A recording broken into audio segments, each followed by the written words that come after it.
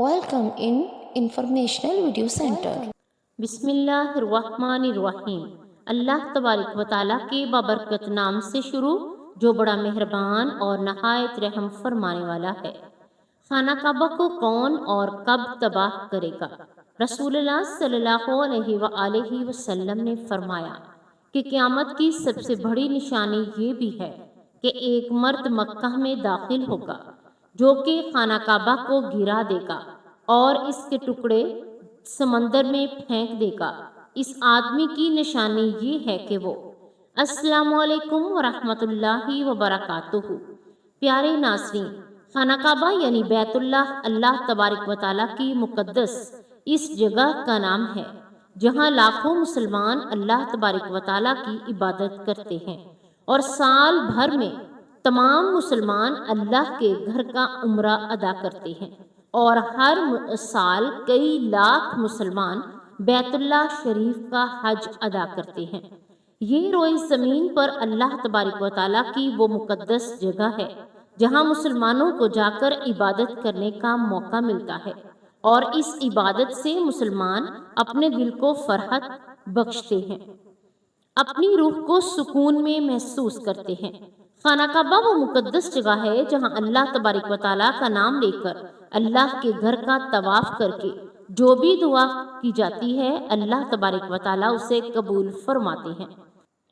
پیارے ناظرین، خانہ کعبہ اللہ کا گھر ہے اور اس کی حفاظت کی ذمہ داری بھی خود اللہ تعالیٰ نے لی ہے، لیکن یہ قیامت کی نشانیوں میں سے ایک نشانی ہے کہ ایک شخص خانہ کعبہ کو گرائے گا۔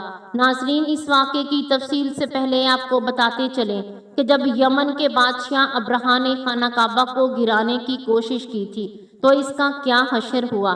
حضور اکرم صلی اللہ علیہ وآلہ وسلم کی پیدائش سے صرف 55 دن ہی پہلے یمن کا بادشاہ ابرہا ہاتھیوں کی فوج لے کر کعبہ ڈھانے کے لیے مکہ پر حملہ آور ہوا تھا۔ اس کا سبب یہ تھا کہ ابرہا نے یمن کے دارالحکومت صنعاء میں ایک بہت ہی شاندار عالی شان گرجا گھر بنایا اور کوشش کرنے لگا کہ عرب کے لوگ بجائے خانہ کعبہ کے یمن آ کر اس گرجا گھر کا حج کریں۔ مکہ والوں کو یہ معلوم ہوا تو قبلہ کنانہ کا ایک شخص غصے میں جھل بن کر یمن گیا اور وہاں کی گرجا گھر میں جا کر پاخانہ کر کے اس کو نجاست سے لت پت کر دیا۔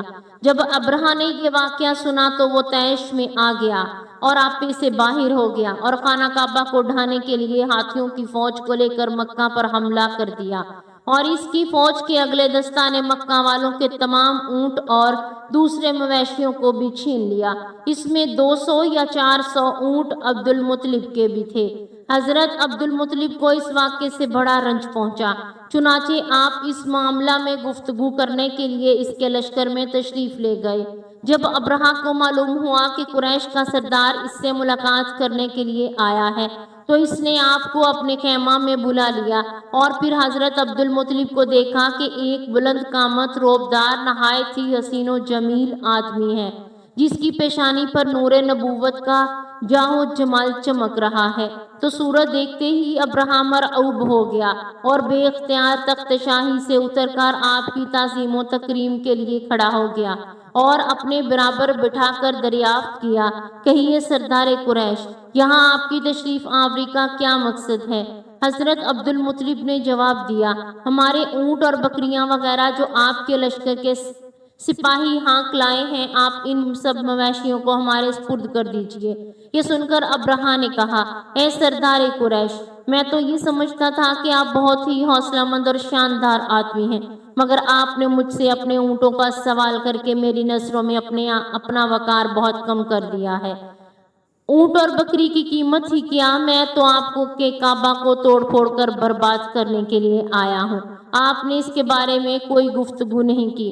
حضرت عبد المطلب نے کہا کہ مجھے تو اپنے اونٹوں سے مطلب ہے، کعبہ میرا گھر نہیں ہے بلکہ وہ خدا کا گھر ہے، وہ خود اپنے گھر کو بچا لے گا، مجھے کعبہ کی ذرا بھی فکر نہیں۔ یہ سن کر ابرہا اپنے فرعونی لہجہ میں کہنے لگا، اے سردار مکہ، سن لیجئے، میں کعبہ کو ڈھا کر اس کی اینٹ سے اینٹ بجا دوں گا اور روئے زمین سے اس کا نام و نشان ہی مٹا دوں گا، کیونکہ مکہ والوں نے میرے گرجا گھر کی بڑی بے حرمتی کی ہے۔ اس لیے میں اس کا انتقام لینے کے لیے کعبہ کو مسمار کر دینا ضروری سمجھتا ہوں۔ حضرت عبد المطلب نے فرمایا کہ پھر آپ جانیں اور خدا جانے میں آپ سے سفارش کرنے والا کون ہوں۔ اس گفتگو کے بعد ابرہہ نے تمام جانوروں کو واپس کر دینے کا حکم دے دیا اور عبد المطلب تمام اونٹ اور بکریوں کو ساتھ لیے اور اپنے گھر چلے آئے اور مکہ والوں سے فرمایا کہ تم لوگ اپنے اپنے مال مویشیوں کو لے کر مکہ سے باہر نکل جاؤ اور پہاڑوں کی چوٹیوں میں چڑھ کر اور دروں میں چھپ کر پناہ لے لو۔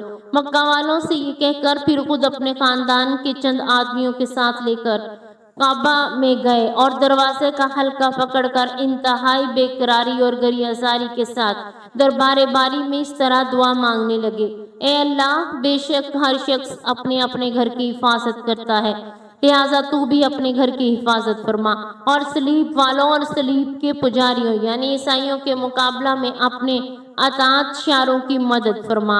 حضرت عبد المطلب نے یہ دعا مانگی اور اپنے خاندان والوں کو ساتھ لے کر پہاڑی کی چوٹی پر چڑھ گئے اور خدا کی قدرت کا جلوہ دیکھنے لگے۔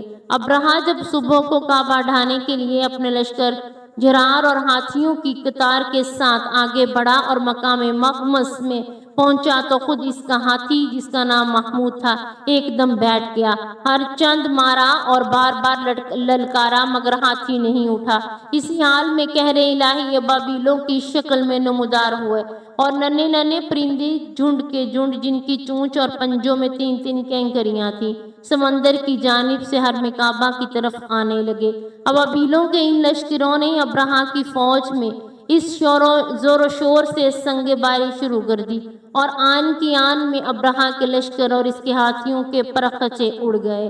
ابابیلوں کی سنگ باری خداوند قہار و جبار کے قہر و غضب کی ایسی مار تھی کہ جب کوئی کینکری کسی فیل سوار کے سر پر پڑتی تو وہ اس آدمی کے بدن کو چھیدتی ہوئی ہاتھی کے بدن سے پار کر جاتی تھی۔ ابرہہ کی فوج کا ایک آدمی بھی زندہ نہیں بچا اور سب کے سب ابرہہ اور اس کے ہاتھیوں سمیت اس طرح ہلاک و برباد ہو گئے کہ ان کے جسموں کی بوٹیاں ٹکڑے ٹکڑے ہو کر زمین پر بکھر گئیں۔ چنانچہ قرآن مجید کی سورہ فیل میں خداوند قدوس نے اس واقعہ کا ذکر کرتے ہوئے ارشاد فرمایا، یعنی اے محبوب، کیا آپ نے نہیں دیکھا کہ آپ کے رب نے ان ہاتھی والوں کا کیا حال کر ڈالا؟ کیا ان کی داؤں کو تباہی میں نہ ڈالا اور ان پر پرندوں کی ٹکڑیاں بھیجی تاکہ انہیں کینکر کے پتھروں سے مارے تو انہیں چبائے ہوئے بس جیسا بنا ڈالا۔ جب ابرہہ اور اس کے لشکروں کا یہ انجام ہوا تو عبد المطلب پہاڑ سے نیچے اترے اور خدا کا شکر ادا کیا۔ ان کی اس کرامت کا دور دور تک چرچا ہو گیا تھا اور تمام اہل عرب ان کو ایک خدا بزرگ کی حیثیت سے قابل احترام سمجھنے لگے۔ تو پیارے ناظرین، اب آپ کو اس واقعے کے بارے میں بتاتے ہیں جو قیامت کے نزدیک پیش آئے گا اور جس کے بارے میں حضرت محمد صلی اللہ علیہ وآلہ وسلم نے فرمایا تھا کہ اللہ پاک صلی اللہ علیہ وآلہ وسلم پر خاص کرم یہ ہے کہ آپ صلی اللہ علیہ وآلہ وسلم کو اللہ پاک نے تمام علوم عطا فرمائے جن کا تصور ہمارا انسانی ذہن کبھی کر ہی نہیں سکتا۔ جو بات ہمارے نبی صلی اللہ علیہ وآلہ وسلم نے فرما دی وہ پوری ہو کر ہی رہے گی۔ اللہ پاک ارشاد فرماتے ہیں، اور وہ کوئی بات اچھی خواہش سے نہیں کرتے، وہ تو نہیں مگر وہی جو انہیں کی جاتی ہے۔ اللہ تعالیٰ کے اس علم کے سمندر کے مقابلے میں نبی اکرم صلی اللہ علیہ وآلہ وسلم کا علم ایک قطرہ ہے، مگر آپ صلی اللہ علیہ وآلہ وسلم کا یہ قطرہ تمام مخلوق کے لیے ایک سمندر کے برابر ہے۔ یہ بات سچ ہے کہ آپ صلی اللہ علیہ وآلہ وسلم کے علم کے بارے میں اندازہ نہیں لگا سکتے۔ اللہ کی ذات تو بہت ہی وسیع ہے، ہم ان کا اندازہ کس طرح لگائیں گے؟ آپ صلی اللہ علیہ وآلہ وسلم نے اپنے سے پہلے گزرے ہوئے انبیاء کرام اور ان کی امتوں کے ساتھ ساتھ ہونے والے وقتوں کے بارے میں بھی اپنی امت کو آگاہ کیا۔ محدثین اور مفسرین کا کہنا ہے کہ جب قیامت قریب آنے والی ہوگی تو خانہ کعبہ کو گرائے جانے کا واقعہ پیش آئے گا۔ جن لوگوں نے اس کے بارے میں علم ہے ان کو ہم حدیث کی روشنی میں بتاتے ہیں۔ خانہ کعبہ اللہ پاک کی نشانیوں میں سے ایک عظیم نشانی ہے۔ جب تک خانہ کعبہ ہے اس وقت تک دنیا قائم و دائم ہے۔ جب خانہ کعبہ کو گرا دیا جائے گا تب قیامت رونما ہو جائے گی۔ جب قیامت قریب آئے گی ایک بدبخت حبشی خانہ کعبہ کو گرا دے گا، پھر قیامت آئے گی۔ اس کمینے حبشی کے بارے میں آپ صلی اللہ علیہ وآلہ وسلم نے ارشاد فرمایا، اس حبشی کی شکل و صورت ایسی ہوگی کہ وہ چھوٹی پنڈلیوں والا حبشی خانہ کعبہ کو گرائے گا، جبکہ بخاری شریف میں لکھا ہے کہ رسول اللہ صلی اللہ علیہ وآلہ وسلم میں اس حبشی کو دیکھ رہا ہوں، وہ کالا اور چوڑی ٹانگوں والا ہے، کعبہ کے پتھر اور اینٹوں کو اکھاڑ کر پھینک رہا ہے۔ بخاری شریف میں ہے کہ قرب قیامت کے وقت حضرت عیسیٰ علیہ السلام کے پردہ کرنے کے بعد جب لوگوں کے سینوں سے قرآن پاک اٹھا لیا جائے گا تو اس کے بعد وہ بدبخت حبشی خانہ کعبہ کو گرائے گا۔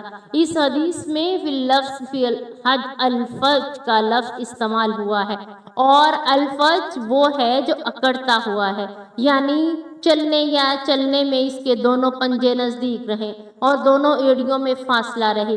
وہ حبشی مردود جو قیامت کے قریب خانہ کعبہ کو ڈھائے گا وہ اس شکل کا ہوگا۔ دوسری روایت میں ہے کہ اس کی آنکھیں نیلی، ناک پھیلی ہوئی ہوگی اور پیٹ بڑا ہوگا۔ اس کے ساتھ اور لوگ ہوں گے اور وہ کعبہ کا ایک ایک پتھر اکھاڑ کر ڈالیں گے اور سمندر میں لے جا کر پھینک دیں گے۔ یہ قیامت کے بالکل نزدیک ہوگا۔ یہاں یہ بھی بات ذہن نشیں رہے کہ ان قیامت کی نشانیوں سے متعلق روایات میں چند ایک معاملات، شخصیات کو چھوڑ کر ان کا مظاہرہ ہونے کا وقت، حالات، شخصیت، اقوام عالم کا معاملہ کافی نامعلوم ہے اور واضح نہیں ہے کہ اس پر کوئی حتمی رائے دی جا سکے کہ کب کون کیسے خروج ہوگا وغیرہ۔ آج کل کے سیاسی تناظر میں لوگ اکثر علماء کرام بھی یہ سمجھ رہے ہیں کہ بس قیامت صرف چند سالوں یا دہائیوں میں آنے والی ہے، کعبہ اور مسجد نبوی کو حبشی جنگجو تباہ کریں گے اور یہ خود زمین پر دھنس جائیں گے۔ آئندہ چند سالوں میں امام مہدی اور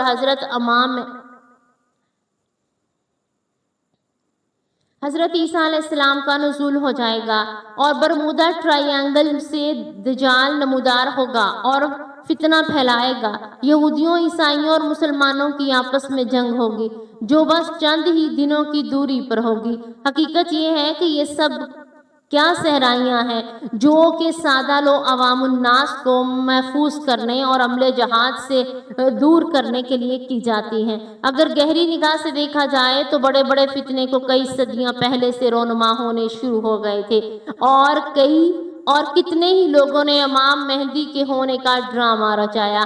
کتنے ہی دفعہ مسلمانوں اور یہود نصارہ میں بڑی جنگیں ہوئیں، کتنی مرتبہ قبلہ اول فتح ہوا، کتنی مرتبہ قبلہ اول پر یہودیوں کا قبضہ رہا، کتنی مرتبہ دجال نما انسان پیدا ہوئے، لیکن ان کا ذکر قرب قیامت کے سلسلے میں نہیں ہوتا۔